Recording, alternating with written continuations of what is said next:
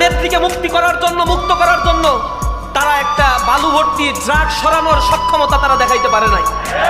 সেদিন ওই বালু ভর্তি ট্রাক সরানোর জন্য ইসলামী ছাত্র শিবিরের ভাইয়েরা সেখানে গিয়ে শহীদ হয়েছিল। তাদের কোনো ছায়াও আমরা সেখানে রাজপথে দেখতে পাই নাই। বড় গর্ব করে আমাদেরকে বলে, তোমরা গণতান্ত্রিক 15 বছরের আন্দোলনে কোথায় ছিলা? যারা আমাদেরকে বলে তাদেরকে আমরা বলেছি যে গুম কমিশন যে রিপোর্ট পেশ করেছে সেখানে 31% গুমের ঘটনা। একক ছাত্র সংগঠন হিসেবে একমাত্র ইসলামী ছাত্র শিবিরের জনশক্তিদেরকে 31% গুম করা হয়েছে।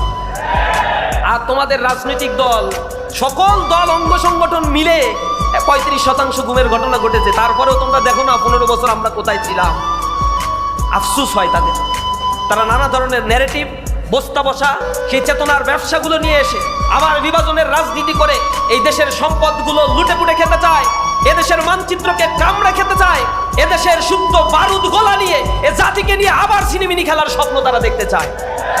আমরা তাদের বলছি, ফ্যাসিবাদ বিদায় নিয়েছে, এই তরুণ সমাজ রাস্তায় দাঁড়িয়ে জীবন দিয়েছে, একটা গুলি করে একটা যায় আর বাকিগুলো সব থেকে যায়। এই কথাগুলো এখনো জলজান্ত অবস্থায় রয়েছে। শহীদের রক্তের দাগ এখনো শুকায় নাই, জমিন এখনো সিক্ত হয়ে আছে। এমতো অবস্থায় আবার ভোট চুরি করার পায়তারা করলে এর তীক্ষ্ণ জবাব তোমাদেরকে দিয়ে দেওয়া হবে।